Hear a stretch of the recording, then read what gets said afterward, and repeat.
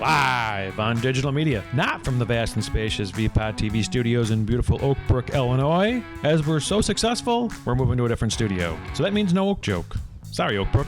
It's the Weekly Wrap with your host, broadcasting legend, Bruce Wolf, and his trusty sidekick, former Liberty Magazine editor and Breitbart contributor, Tim Slagle. This week's special guest, there's plenty of them, as we do a bit of a best of. We have Alderman Lopez, Patti Vasquez, Mike North, and many more.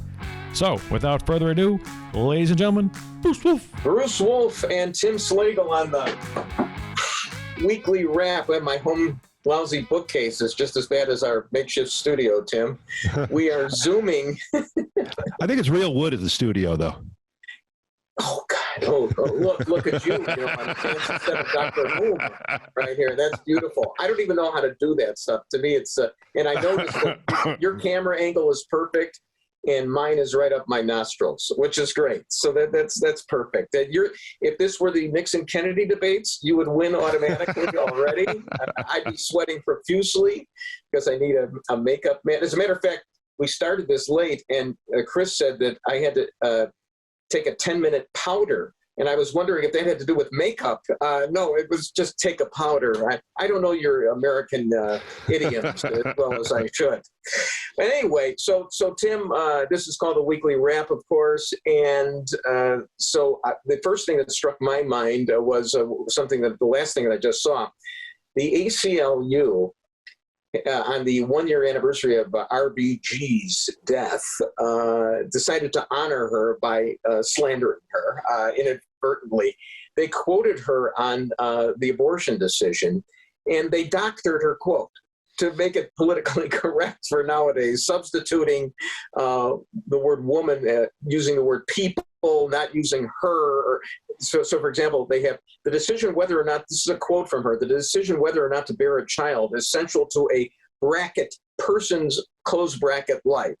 Not to a woman's life, but to a person's life, to bracket their close bracket well-being and dignity, not to a woman. So I guess, was RBG trying to say, according to the ACLU, that the man has a say in this thing? And then I would invoke the great Dave Chappelle, who would say, if the woman decides everything and decides to keep it, and I didn't want to keep it, why do I have to pay for it? But he could get away with saying something like that. Anyway, he's got more intersectionality points. Yeah, right. See, I can't say that. But no. And no, RBG, you have to. Jews are not allowed. You have to be black. But they have. They've canceled Ruth Bader Ginsburg a year after her death. It's just great. I mean, you can't get more radical than.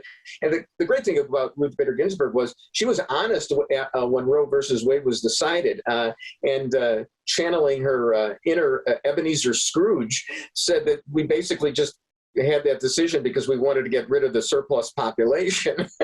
And those people, the people who don't get to go to Harvard Law School or whatever. So I just love that. That's a great way to kick off this show. Now, the other big story is what's been going on in Del Rio, and I tried to avoid the story for a while. I kept thinking it was Jack Del Rio, this journeyman coach in the NFL, but it's actually a town in Texas where somehow 15,000 immigrants, Haitian immigrants, got over the Rio Grande. Who knew there was a Moses that could part the Rio Grande so they could just walk across? And it seems like we're scattering them all thanks to the fact that we're whipping them with horse whips, with the horse reins, except none of the people.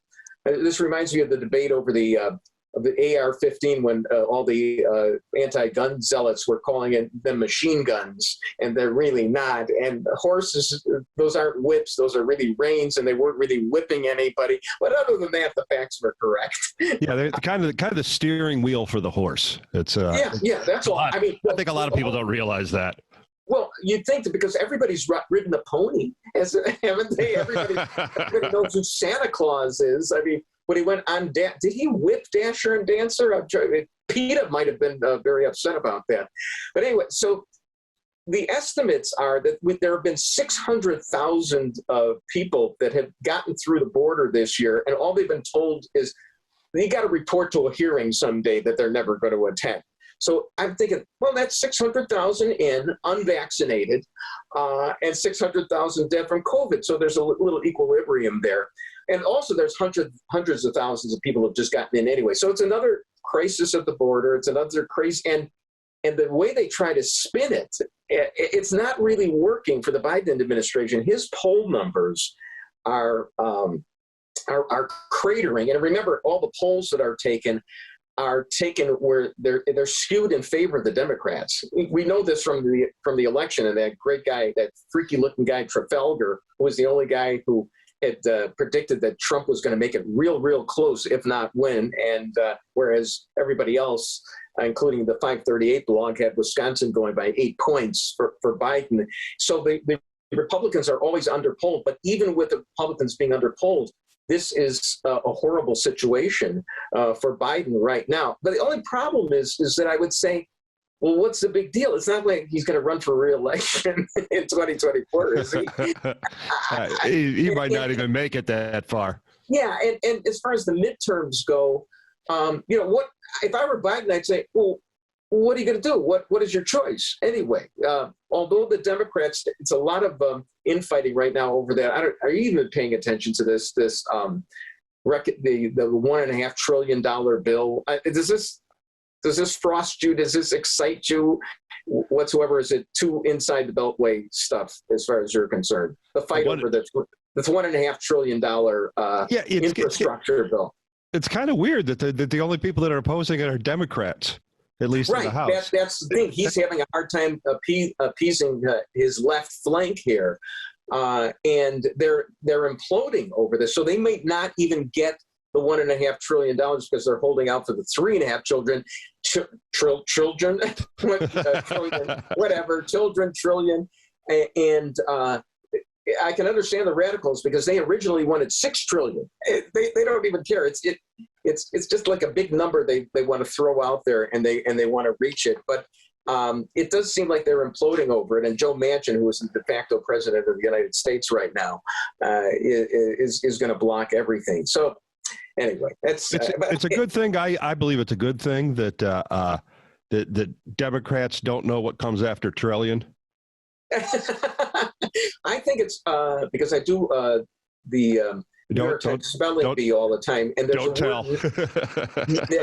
there's a word called a nonillion, and also there's I think there's a word called Google, not spelled like Google the social media. Well, Google, but that's like a big number because it's got a lot of O's in the word Google, and so that's also big number. But don't tell AOC about it, who's got a lot of O's in her name as well. The other thing is that I couldn't believe the Chicago Teachers Union was kvetching yesterday. Apparently, they just do this on a regular basis. That over the fact that they think it's been reckless to reopen the schools. And I'm thinking, well, first of all, I think it's reckless that these kids have to wear masks when there's absolutely no proof whatsoever that they need them.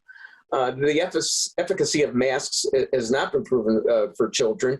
And if they wanted to, the teachers union could order their members to become vaccinated, but are they even ordered, or is that like another negotiating chip? So that they wanted both ways. I mean, God rest Karen Lewis' soul, but that is so remarkably crazy and off the wall. And yet, you have people like Mayor Lightfoot who have to kowtow to this, and they make Mayor Lightfoot look good. Well, the postal union doesn't have to follow the vaccine mandate either. Kind of a coincidence that some of the biggest unions in America are exempt.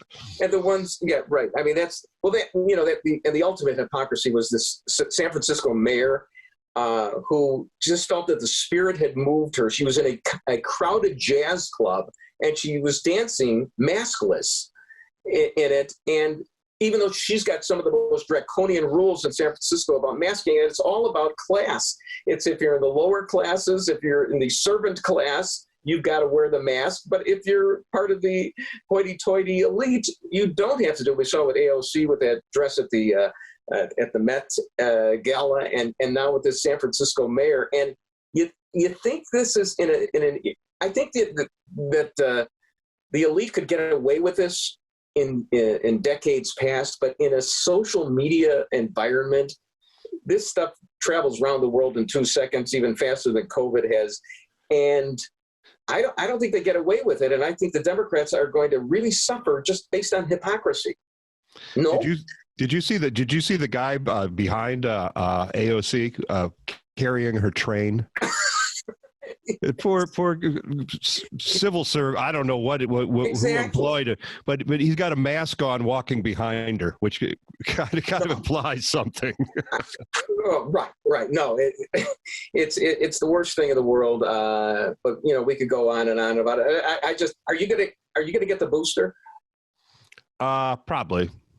Yeah, I think I may too. I'm a big believer in vaccines. Yeah, polio, Salk vaccine. Anyway, coming up, we've got some special best of. It's already a best of show that we've got here. We've been on the air this is our first trimester, but we've got best of clips from interviews with Mike North, Patti Vasquez, and Joan Esposito. Joni. I think I don't know if we used any of the clips about Mark Giangreco, who stiffed the Silver Circle Jerk Awards of Carol Marine, but that's another story entirely. So, are you going to switch sets coming up for the next block when we come out, or are you still on Doctor Who? I can change it if you'd like. No, I'm not switching rooms here. So anyway, Bruce Wolf, Tim Slagle on the weekly wrap, back in a couple.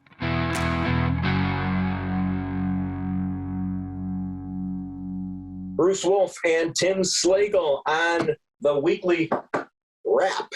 And Tim, this is a great moment here. I don't see you right now, but and I don't see the set that is behind you. But we've got some best of clips. We've only been on for how many weeks now? 4 or 5 weeks. But we've got some studio reimagining that we're doing. So we don't have a guest today. And we do have guests from the past that we talked to. So we're going to be talking, you're going to see some clips from Mike North, who I believe at the time we talked to him, we were talking about how Tony La Russa was actually a good choice for the White Sox manager, whereas the intelligentsia on sports radio were saying that he was not with the times and couldn't relate to guys like Hermine Mercedes. Well, a few months have passed since then, and on the day that we're recording this, the White Sox clinched the division title for the first time since 2008. Also talked to Patti Vasquez, former WGN radio personality, now with WCPT, and she's a radical, but we really liked her, and she's funny. And Joan Esposito, who used to work at Channel 5, hasn't actually been on television for 20 years. I tried to debate her a little bit about Mark Giangreco, whether he was a racist and a sexist, but then she admitted that she's an Italian just like Giangreco, and so, blood is thicker than any of the current views on racism and sexism, apparently. So let us go to some clips of those interviews with Mike North, Patti Vasquez, and Joan Esposito. I'm driving in trying to prep for this show tonight, so I figure, okay, I'll listen to the sports talk. Well, they were going for a half an hour. I mean, I guess the Bulls and the Blackhawks are doing nothing anymore, right. So for a half an hour. And I was trying to piece together this story, and they're ripping on Tony La Russa, who is a septuagenarian, Tim. He is 76 years old, and he was named the White Sox manager again. Last time he was the manager of the White Sox was in 1986. So there still is hope for the oldsters, Mike. You can be resurrected. There were still disco records on the field when he first was coach. Absolutely. So here's the thing. They're going on, apparently, tell me if I got the story right, Last night, the White Sox are killing the Minnesota Twins, so they throw a position player in to pitch for the Twins, and he's just trying to get through the rest of the ball game. And Yermin Mercedes, the star of the White Sox right now, swings on a 3-0 pitch. And what did he hit a home run when he did that? And of course, this is some kind of violation of baseball etiquette. And apparently, La Russa admitted that it was not the right thing for him to do, and that there would be consequences on this. So the guys on the radio station were just apoplectic over the fact that La Russa was, whom they were against to begin with, because Jerry Reinsdorf had named him the manager, and they don't like old guys anyway, and they think he's out of touch and that he doesn't respect Colin Kaepernick's view of the police, all that kind of stuff. So they rip into him, and it sounded like, first of all, I can't believe that they turned it into such a federal case for a half an hour, but I understand sometimes you have to vamp. But it sounded like ageism to me. It sounded like there are rules in baseball, and he's going to get, and Mercedes was going to get thrown at tonight because he hit the homer. Exactly. And first of all, when I first heard it, but I said, Tony La Russa maybe could have kept it in the clubhouse. But then when he has to explain that the guy had the take sign. So La Russa gave him the take sign, and he swung through it. Sorry, you don't do that. You're a 28-year-old rookie maybe for a reason. Okay, you don't swing through a take sign. Supposedly he missed the sign. Supposedly he missed it. Well, then that's on him too. Right. So don't miss the sign. Pay attention. And then he says, "This is the way I'm going to play." That's not the way Tony La Russa manages. And there is ageism in everything now. I mean, there always has been. But I always tell people, if I wanted to come back tomorrow and they'd have me, I'd win my time slot. Oh, so really? I don't give a damn I don't care how old you think you are. It's not about how old you are, because in the radio, especially the radio world, okay, they're not supposed to be able to see. Or, but Mike, you get fired the second you called them the Washington Redskins. And you would do it. Oh, I would. And first of all, if there was Twitter in 92, I wouldn't have made it to 93. Okay? But you actually had a gig, and what was like the old Eddie Schwartz gig? It was overnight, The overnight gig, where you talked to Bill Cosby in the wee hours of the morning. Oh, wow. That's well, what he about did. Bill Cosby, exactly. yes. So, and then didn't you get disciplined because you... I called the mayor in the middle of the night. Yeah, what's going through your head? No, it was what actually... time in the morning were you calling Rahm Emanuel? He's got a beauty sleep. He would not... It stunts your growth if you don't sleep for 8 hours a day. I had spent 6 months calling all kinds of electeds at 10 till 2 in the morning. It was called the Pretty Late Wake Up Call. And we were calling Republicans and Democrats. We had a budget impasse, if you remember, and I was asking them, how do you sleep at night? And the bit was, give me the number of the next person you want me to call, and someone gave me the mayor's number, and the station knew that we were doing that. But for appearances. But then they had to. Patty, we didn't know you were going to do that. Really? I've been doing. Wait, is this the first time that has been told, or is that I've told it, but I have. I called the. So you actually weren't like a renegade. They were in on it with you, but then we're clearing out. We'll have the FCC investigate this. I called Treasurer Frericks. I called senators and House representatives. Yeah, I called about 30 or 40 electeds. So you wound up having to apologize to the guy who got run out of town. I mean, Rahm Emanuel was... you never apologized? Can I just say that I was asked to, and that letter probably got lost in the mail. Just saying. I don't think that ever arrived. I mean, Rahm Emanuel, he was like, they talk about the voting rights legislation being Jim Crow 2.0. He really was Jim Crow 2.0 because he disenfranchised the black voters who might have wanted to vote for Chewy Garcia, but he squelched the Laquan McDonald the video. Yeah. So there you go. So who has to apologize for waking up? That was the point. The point we were talking about gun violence and what was going on in our city, and we were like, how do you sleep at night? So apparently when somebody calls. I agree with you. All right.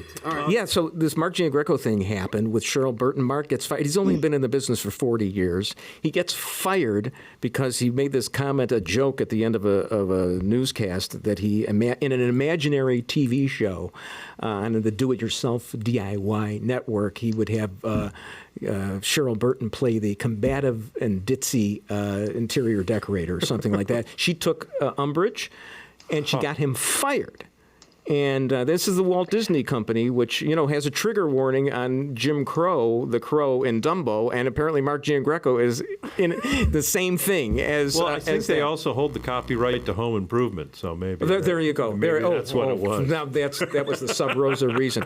So, Joan, you got involved in this. I saw a comment in Robert Feeder in which you said, I don't know what she's getting upset about, the Cheryl Burton, that is. Mark, when I was on the air with him, would make fun of my big butt. And first of all, before you say anything, Joan, would you kindly stand up and turn around? No, because it went away when I got old. Really? Now, if I stood up and turned around, all you would see is sadness. That's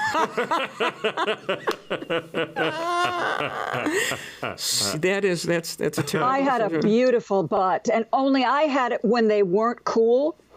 Right, exactly. Oh, there you go. So, but the larger point, and don't try to be funny about this because I want to nail you on this real bad, and I'm not going to, I don't think. But you're siding with Mark. You had him on your show yesterday. I know somebody who actually listened yesterday, and you called him Marky and all that. So you're buddy with him. It's the whole Italian thing, the Italian Channel 5 mafia. And what about your sister in broadcasting, Cheryl Burton, who claims that Mark Giangreco is a racist and a sexist? And you're on a progressive radio station. You should believe that. Hang on. One slight correction. When you set up this segment, you said that Cheryl Burton got him fired. Cheryl Burton didn't like something he said on the air, and she complained to management. But I do not believe in any way, shape, or form she knew how that was going to unspool. How do you know that? It was not. How do you know that? I sources. believe that from I'm not saying that I have all the insider knowledge, but I believe that matter, these days with all the crap that's happened at CBS and all of the really horrible allegations that have surfaced there and at Fox, I think networks have become hypersensitive and they don't want anything that's going to blow up in their face. And I think that the suits in New York took that away from local, and they were like, this is no longer your issue. We're dealing with it at the network level, and we've decided that all of these things are going to be dealt with a certain way. And then it was hysteria. There was hysteria on the part of total overreaction. And you know who's responsible for that? You, Joan Esposito, and your WCPT commie station. I'm done with you. As a matter of fact, I want 820 turned back to the world's most beautiful music. Ralph Roland here. Yeah, I want to hear 76 trombones played by the 101 strings. I believe in you, Percy Faith. They've always hated me. The mainstream media has always hated me because I don't sugarcoat Mike, if you go to ESPN, it's like when Jim McMahon became a Green Bay Packer. I don't know if I can take that. I don't know if I can take that. I don't have the bite I had, Bruce. I'm a nice guy. Yeah. You're kind of toothless now. I noticed that. Oh, yeah. You have to put him in. You know what you did? I think it was the seminal moment for the score. It was you're interviewing Michael McCaskey, and up to that time, the broadcast people. I mean, maybe the newspaper people would be tough, but the broadcast people, it's the Bears guy. You don't do anything. And you basically said to him, your family screwed us over. I mean, McCaskey didn't know what hit him. He told me I was silly. I go, if I'm silly, what the hell are you? What do you? I mean, it got personal, and we never talked after that. I'm sorry he died. I had nothing. You didn't like his topiary at Soldier Field? He used to cut figures of Walter Payton into the vines at Soldier Field the last 25 years, I believe. Well, I really, it turned his whole family off when I said his mother fired him. I mean, that's the ultimate. Ouch. There you go. But that's the ultimate deal. But that's when you could be honest. But I've never sung karaoke in my life. Well, there's always a first time. This is your maiden voyage. I would recommend tequila. There you go. Joan, come on. We've got like 20 seconds here. Go and sing a song for us. This little light of mine, I'm gonna let it shine. This little light of mine, I'm gonna let it shine. Oh, yeah. Oh, don't let me stop you. Don't let me stop you. Keep going. Come on, Tim. This little light of mine, I'm gonna let it shine. Go ahead, Joan. No, I did that. Oh, that's as good as it gets.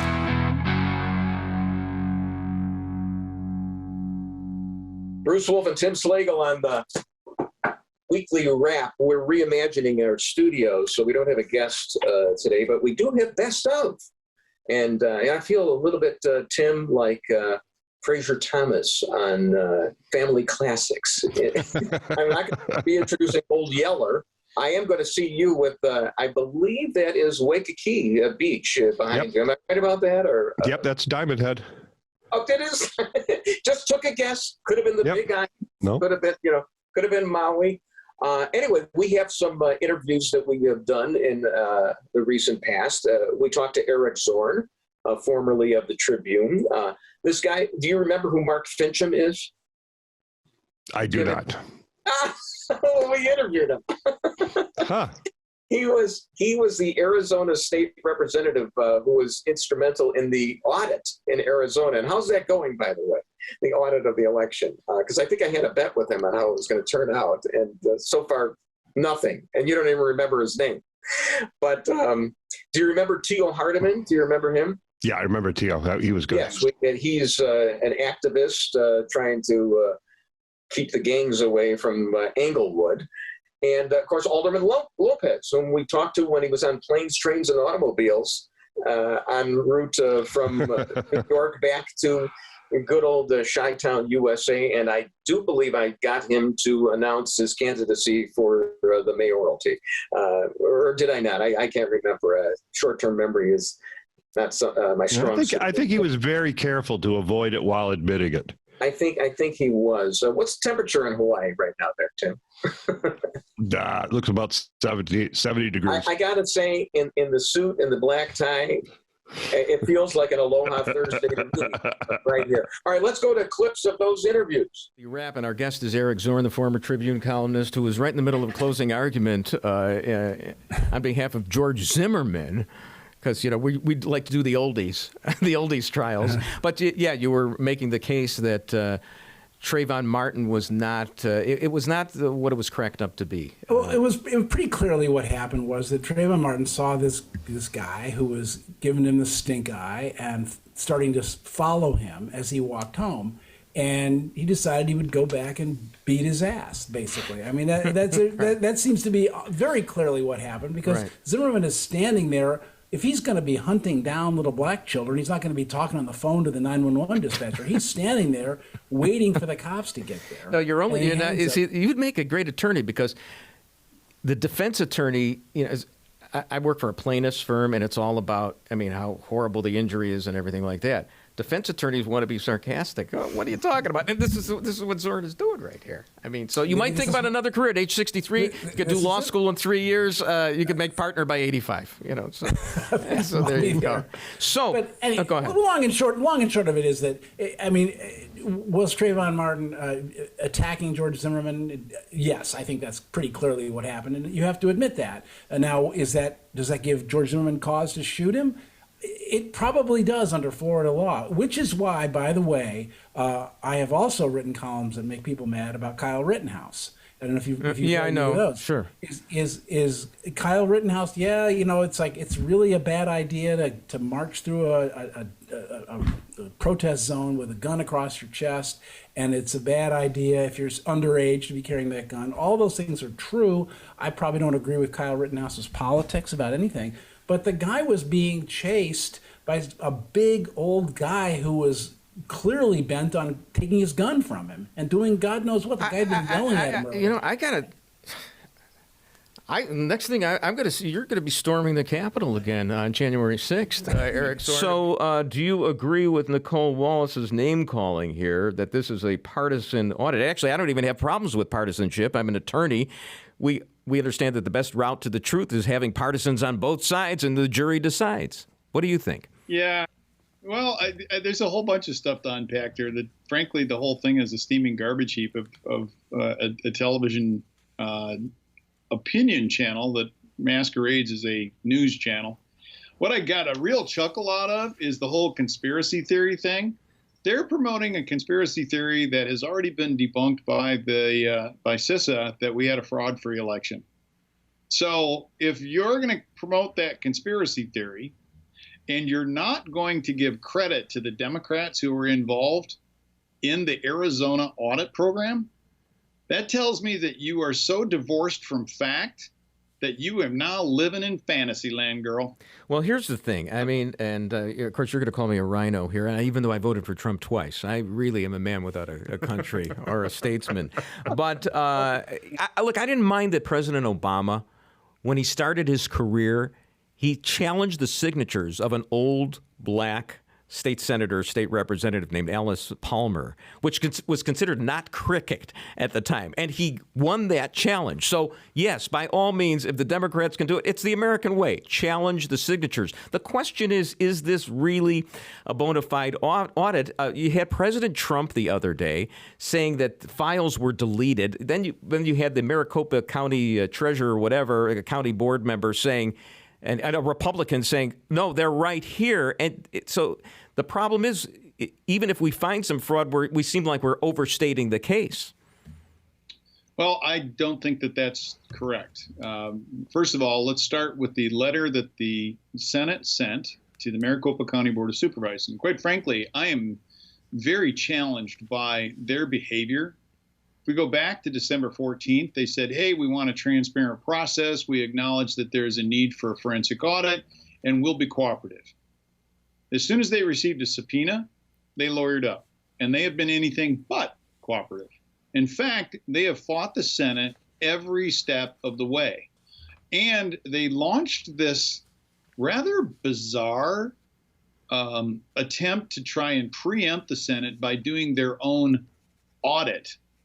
Parenthetically, well, okay, wait a minute. The folks that you had come in to do whatever it was that they did, first of all, they weren't EAC certified like you claimed they were, and they weren't auditors. And whatever they did to examine equipment, they're the very people that installed the equipment and then certified it the first time. So last time I checked, there's this thing called an arm's length transaction. I mean, for example, you say you're a lawyer. If a judge has a relationship with whether the plaintiff or the respondent, generally the judge would recuse himself, right? Right. So, what do you think of arresting straw purchasers? I mean, moms and girlfriends who buy guns for, you don't even want to call them gangbangers, but who buy guns for people who use it for felonious purposes.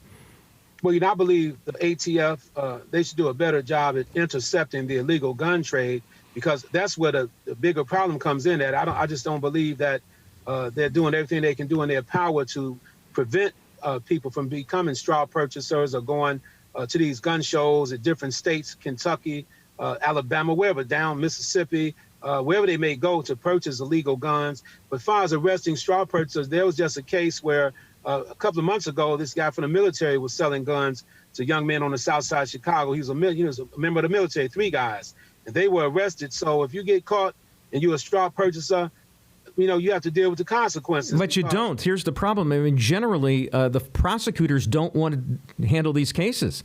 They've traditionally shied away from that because nobody wants to throw a mom or a girlfriend in jail. And all you have to do is do it a couple of times or whatever and set an example, and that might deter gun violence. But nobody ever raises that as a serious method of addressing this problem.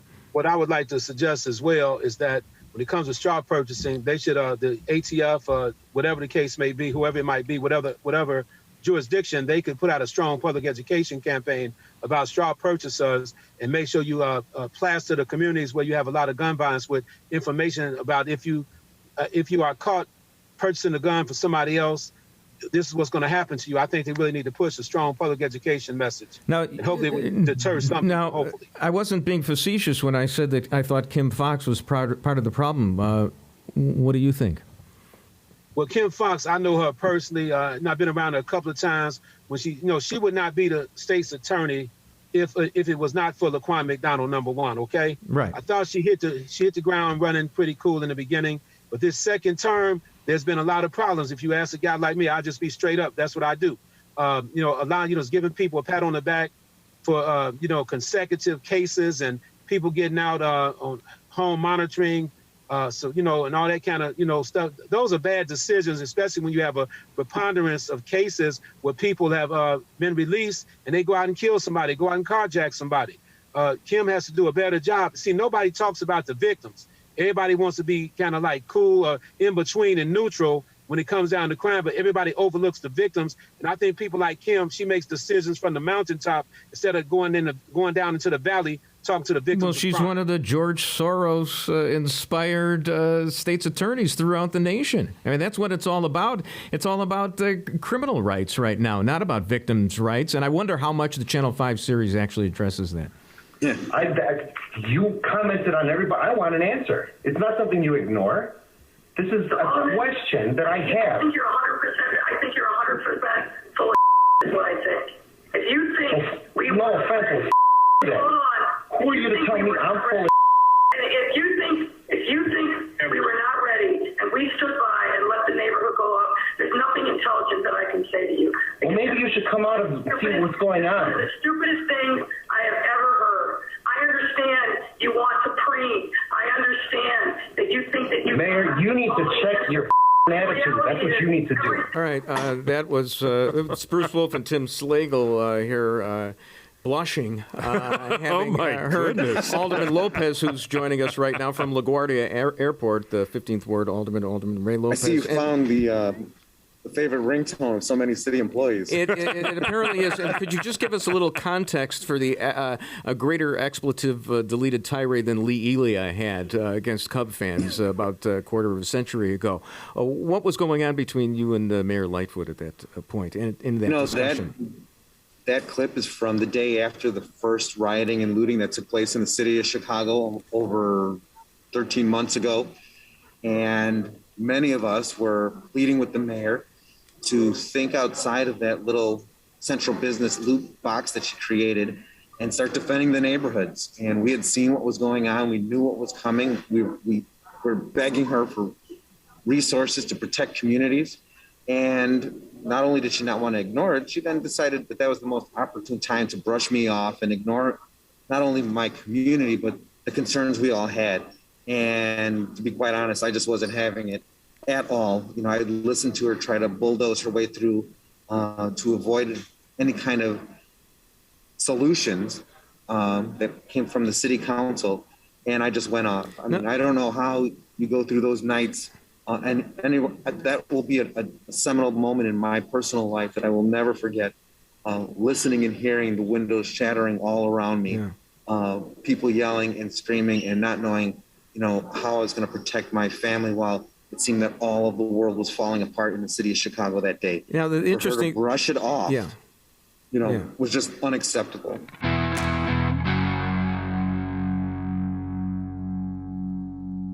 Bruce Wolf and Tim Slagle. Take two. Slagle. I thought I was going to say Weigel. On the weekly wrap. That's okay. You just get me unsettled, Tim, because before you were in Hawaii, and now the backdrop for you is looks like Apollo 11 to me, not 12, ding, ding, ding, ding, ding. Yes, exactly. It is Apollo 11. See, I know the Apollo 11 between Apollo and 11. Being the NASA nut that I am. And we're not in the studio today because we're reimagining the studio, so we're going by Zoom. So Tim has had different backdrops, and I guess that there was Waikiki Beach, and the last one could have been any one of the 5 islands there. And now I guess, that for all I know, you could have been urinating in Alan Shepard's spacesuit right now in a Mercury, but it wasn't. That is Apollo 11. So you're actually sitting where. Which one was 11 now? Was that the one that landed on the moon? Was that the one? Was that July 22nd? I think so. I think that Jim Lovell. Yeah, that was 11. I think it is. Oh, cool. I don't even know if I'm sitting properly. You don't look weightless to me. You look fine. Yeah. So you drink your Tang right now. That's what I have. We'll talk. So the other day, somebody was reminiscing about Chicago landmarks. Now you played clubs in Chicago downtown. Do you remember Excalibur at all? I do. It was it was Limelight originally. It was a part of the New York history of that corner. Okay. So Excalibur was there, and it's this gigantic nightclub called Excalibur, and somebody, I believe it was Lauren Jiggets of Channel 9, the daughter of good old number 62 of the Bears offensive line, but she said that she was once at a bat mitzvah at Excalibur. She tweeted that. So I responded by saying, I think it would have been better served as a place for a bris. All right, hi-yo. So, okay, thank you. All right. Anyway, there was a story in the Wall Street Journal this past week about a poll that was taken about whether women should be drafted into the armed services, because theoretically, we are going to, we'll probably never reinstitute the draft, but if we make people eligible for the draft, should we make women eligible for the draft? And there's a bipartisan consensus is notable for how little support drafting women is among the public, particularly among women. A little more than half of men endorse drafting women, but just 36% of women do so. So what happened to liberation? What happened to equal rights? Well, if you don't, now that you have to recognize transgender men, now men have a very easy out. Well, so you're saying that the Donald Trump who was being born today would not try to get out via bone spurs. He would try to get out by being either LGBTQ A plus I or something like. I forgot. Pardon me. I can't remember that exactly. You just have to say, no, I'm not a man. I just haven't had my surgery yet. There you go. But what happened to women? I am woman, hear me roar. Pardon my Helen Reddy. And then all of a sudden they're meek, and only 36% want to serve in the armed forces. Who wants to roar like on the battlefield? Tell me about it. Anyway, speaking of the battlefield, whatever happened to Afghanistan? I'm thinking if Ted Koppel is not there to do a Nightline every night about it, a hostage situation doesn't exist. We still have at least 100 Americans, maybe 1,000 Americans. We've got all those people that we promised we were going to provide safe haven to that are still there. And it's just like, there's nothing to see here. Forget about it. Did you ever see, this is going to go back. Did you ever see the movie A Guide for the Married Man with Robert Morse? I thought you might have seen it. It's really old. No. We might want to excise this for the broadcast. I'm really going back. But it was How to Cheat on Your Wife. Okay, it was a guide. And there's one segment with Joey Bishop, of all people, who is cheating on his wife with someone, and his wife walks in on him. And the lesson of this segment of it was just deny, deny, deny. And so Joey Bishop just pretends that the woman isn't even there, and that the wife, he's gaslighting his own wife, and it works. So that's the whole thing. That's the lesson in a tortured way. I'm getting to it, that just forget about it. Just move on. That's what MoveOn.org was all about. Just move on. There is no reason to even think about Afghanistan anymore. There's absolutely no concern. I remember the big stories. I remember a line from I remember a line from Johnny Carson back when Carter was declared it a hostage crisis. He admitted it, and the line was that he's going to give all press conferences from the Rose Garden and not going to leave the Rose Garden until the hostages have returned, and the roses are doing marvelously. Hi-oh! All right, what we're now concerned about forget about Afghanistan. We're concerned not about this missing white woman, and I forgot her name right now. I think it's Petito or whatever. I know the guy's name. Everyone knows the guy's name. Everyone knows the guy's name, but the woman is. And did they find her body? I think I wasn't really following it that closely, but the concern was, why is it every time a white woman is missing, there's a big story about it? And this was the concern from the leftist media. But remember, it's the right media, myself included, is always concerned how the left media doesn't care about every black person who is shot in Englewood. That's just garden right. And every time, I'm pretty sure every time, a black man, an unarmed black man is shot by a cop, that's a story. how many times is it a story when a white person is shot by a cop? So, I think it all balances out there. But well, I think the white person deserves it. I think that's the difference. Probably. So, the statute of limitations is going to run on this if I don't take a swipe at the rabbi that performs the services for the high holidays for me, because we're going to be getting well past that.